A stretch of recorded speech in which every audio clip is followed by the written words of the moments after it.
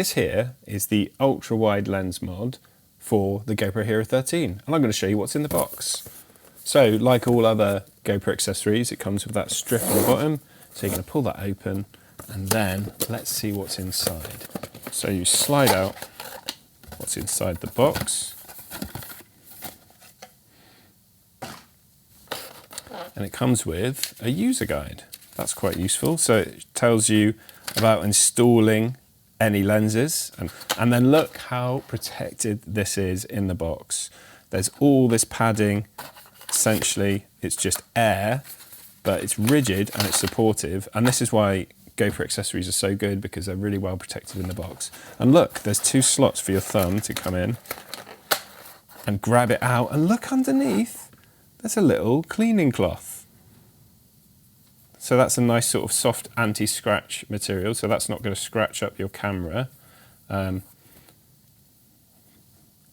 or your lens more specifically. So there's nothing else in there that can go for recycling, so that's great. So those of you that have the Max Lens 2.0, this is very, very similar indeed. It's almost identical, so it does a similar thing.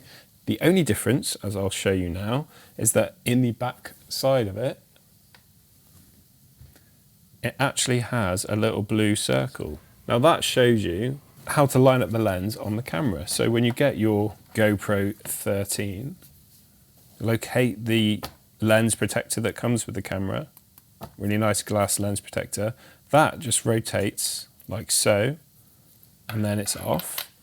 And then with this, you just take off that back cap, line up the 2 blue bits like so, spin it round until it's in place, and now you have an ultra wide lens on it.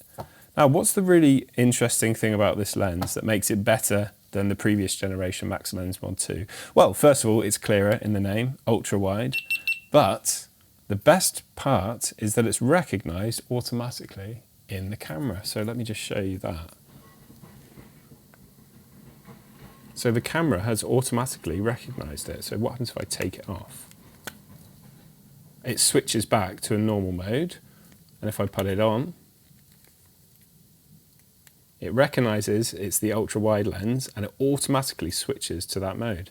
You won't get that with the previous cameras, and it's something that actually makes it really quite good. So you don't have to mess with settings and quickly changing and adjusting things. As soon as the lens is on, it's recognized by the new camera.